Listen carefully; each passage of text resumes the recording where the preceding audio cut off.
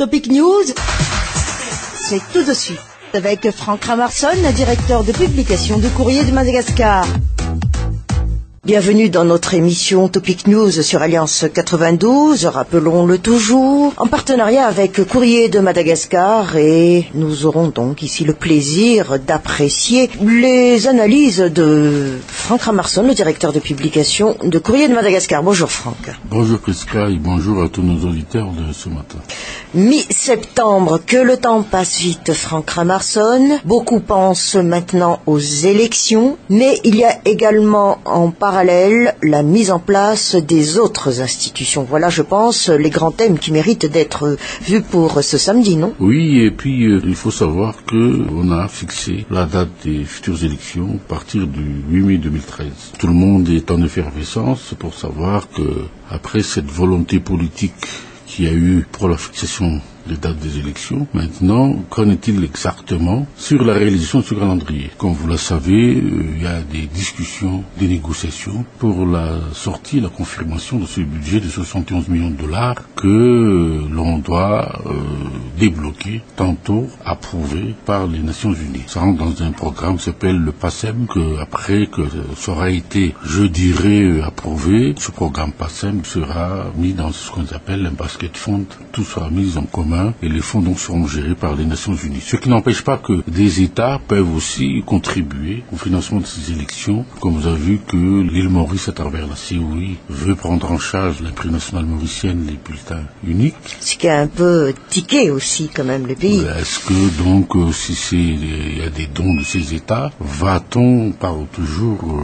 passer à ce qu'on appelle la règle des marchés publics par un appel d'offres, quoi qu'il arrive? Là, je crois que effectivement, ça fait tiquer et que maintenant, on est en pleine campagne pour les élections, que ce soit du plan de l'organisation et pour les partis politiques. Tous ceux qui veulent participer aux premières élections présidentielles doivent être présents à Madagascar le 8 octobre prochain, puisqu'il faut 6 mois de résidence pour pouvoir être éligible aux élections, et que d'un côté, il faut que les coupables, les justiciables qui n'ont pas encore régularisé leur situation devant la justice, qui veulent bénéficier de l'amnistie, soient prises en compte par donc cette commission de l'amnistie. L'amnistie, oui. Que effectivement, est-ce que donc tout cela va se faire? C'est toute une gymnastique, pour ne pas dire donc le dernier facteur, le facteur sécuritaire, qui est un autre point. Qui est un autre point qui risque donc de chambouler, je dirais, donc le calendrier. Alors oui, Franck Ramarson, vous avez dit participation des bailleurs de fonds, des pays aussi, comme des organisations donc blocs, comme on le dit dans le jargon, mais le pays aussi a sa part de participation en principe, puisqu'on parle toujours de participation, de souveraineté aussi. Oui, l'État malgache, parce que comme vous savez que la loi de finances 2012 prévoyait un budget de 45 milliards pour les élections, donc effectivement, est-ce que ça rentre dans le lot de 71 millions de dollars? Bien, c'est un supplément, et que c'est là peut-être qu'il faut voir les choses, mais ce qui étonne actuellement, c'est que l'État encore doit, semble-t-il, 45 milliards, enfin, c'est peut-être les 45 milliards, mais il y a aussi donc des arriérés de la Sénite l'ancienne Sénite qu'il faut payer. Mais ce qui étonne le monde, c'est quoi? Qu'est-ce que c'est que ces arriérés de paiement? Puisqu'il n'y avait qu'une seule élection, il y a eu des recensements, et maintenant, on va encore remettre à zéro les pendules, puisque de nouveaux recensements auront lieu à partir du 1er octobre. Donc 23 000 personnes ont été recrutées dans les communes, dans les fourtages, pour recompter réellement quels seront le nombre des électeurs pour les futures élections. On parle de 20 millions d'habitants. Sur les 20 millions d'habitants, il y aura donc que 40% des électeurs qui seront inscrits normalement, et que ce sera donc une fourchette entre 8 à 10 millions d'électeurs pour ces futures élections. Rappelons que les dernières élections qu'il y a eu, à peu près 4 millions ou plus 4 millions 5 qui ont participé donc aux anciens scrutins. Ce que Franck Ramarson, à travers Courrier de Madagascar, veut dire, est-ce que il manque encore de visibilité quand on parle de chiffres alors? Il manque beaucoup de visibilité parce que nous sommes dans l'incertitude complète. À écouter certains commissaires électoraux, ils ne savent pas tellement sur quel pied danser, puisque le budget n'a pas encore été approuvé. Deuxièmement, donc, comme vous le savez, il y aura des difficultés de recensement. Surtout donc à cause de cette secousse qu'il y a dans le sud, c'est qu'il y a donc une forte population migratoire donc, qui bouge de l'est, c'est-à-dire donc du sud-est, c'est-à-dire de Fort-Dauphin, vers l'ouest, c'est-à-dire vers Morndave et tout ça. Comment définir le nombre des électeurs dans ce cas-là? Tout est fragilisé, vous voulez dire, quand même? Tout est vraiment fragilisé, et que nous qui voulions des élections crédibles, transparentes, la plupart de ceux qui ont vécu donc en Afrique les dernières élections s'étonnent d'abord qu'on n'ait pas utilisé, on n'ait pas mis le paquet sur, je dirais, la technique biométrique, notamment en matière de recensement, en matière de cartes, qui sont infaillibles pour être falsifiables pour les futures élections. Mais c'est quoi le facteur bloquant alors, tout compte fait? C'est nous-mêmes, hein? C'est nous-mêmes parce que, je vous ai dit tout à l'heure, donc sur un plan technique, donc on avait dit que les cartes biométriques sont très chères, que ce sont les Nations Unies qui nous ont incités à ne pas admettre le processus, mais beaucoup maintenant s'interroge sur le sérieux donc de ces élections dans ce cas-là. Et que fixer date, c'est une volonté politique, mais on verra donc que le 8 octobre, on sera fixé aussi, puisque c'est à moins d'un mois. 6 mois, c'est la date fatidique pour que les exilés rentrent pour pouvoir, je dirais, participer aux élections. C'est le 8 octobre. C'est un autre échiquier alors. Rien, ça veut dire que les élections pourront être mises en cause. Oui, mais la feuille de route, on l'applique, on essaie d'avancer, puis là le CES. La feuille de route, j'ai même dit qu'il y a donc l'installation petit à petit des institutions, donc en dernier lieu. Les 2 dernières qui vont être mises en place, c'est le CES, comme vous avez dit tout à l'heure, et le Conseil national de la réconciliation. CNR, pardon.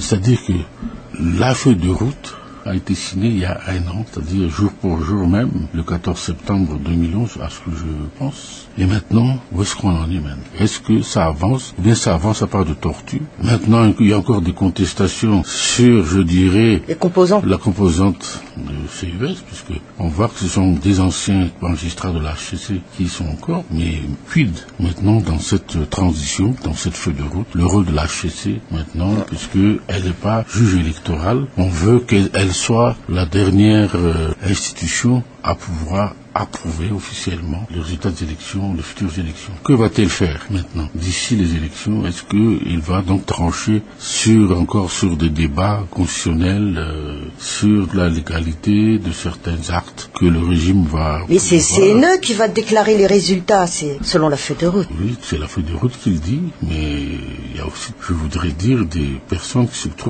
croient au-dessus de la feuille de route, comme les gens de la HCC, donc qui contestent un certain nombre de choses. Donc là, il faut voir que on n'a pas assez réfléchi sur l'application de cette feuille de route, puisque maintenant, tout est entre guillemets, tout est en route. Maintenant, les difficultés surgissent à chaque étape, donc à chaque article que l'on applique. Mais Franck Ramarson, pour Courrier de Madagascar, est-ce que politiquement, pour le pays, la HCC mérite encore d'être là, puisqu'on a le CNE? Mais vous savez que l'institution peut être dissoute, mais est-ce que les gens qui sont dedans sont d'accord C'est une HCC qui est là depuis 1991. Au service de chaque président. Voilà. Quand un président change, la HCC suit le cours des idées de ce président. C'est-à-dire que la HCC, de cette vision-là, est plutôt jugée comme une... C'est une institution marionnette. Politique? Marionnette d'abord. Ah bon? Qui suit donc les ordres du président qui est en place et qui ne fait qu'approuver. C'est l'arme alors? Ça a toujours été comme ça depuis 91.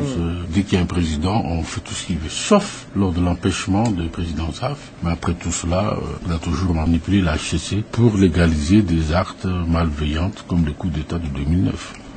Je pense que maintenant, il faut en être conscient, c'est une institution qui n'est plus crédible, qu'il faut, je dirais, changer, qu'il faut dissoudre, et que maintenant, le CES, Cour électoral spécial, pourrait prendre sa place, mais avec vraiment des magistrats indépendants. CNE alors? CRN, pardon. CRN, donc, c'est une institution nouvelle, hein, donc, elle est chargée, donc, de travailler sur ceux qui peuvent avoir l'amnistie pour la réconciliation nationale. Ça intéresse beaucoup de gens, puisque d'après les textes, c'est une institution qui servira à indemniser qui ont été victimes de toutes les injustices depuis 2002. 80 millions de dollars de budget. Un pactole. Donc ça intéresse, vous allez voir tous les candidats qui vont être travaillés au sein de cette institution. Il y en aura encore des milliers. Donc c'est pour ça que Je vous dis, le CST, le CT, le CRN, ce seront donc des institutions budgétivores intéressées qui ne servent qu'à servir des intérêts personnels. D'où le titre de votre éditorial d'hier, il me semble, toujours l'incertitude, quoi. Toujours la certitude, puisque le bout du tunnel semble encore très loin. Donc, aussi bien en milieu rural qu'urbain, vous avez vu toute cette insécurité grandissante qui gangrène tout le pays. Donc, sans qu'il y ait des actions concrètes, des résultats palpables, comme vous voyez, comme on dit, comme si la note n'était pas encore salée, assez salée, comme on dit. Maintenant, les parents doivent seulement faire de la rentrée pour leurs enfants. Comment vont-ils faire face? Puisqu'il y a le chômage, les revenus ont diminué. Donc, encore une fois, on n'a pas pensé donc à la population, aux besoins essentiels. Numéro 1, c'est de celles scolariser leurs enfants. Écoutez, Franck Ramerson, moi je vous souhaite en tout cas bon week-end.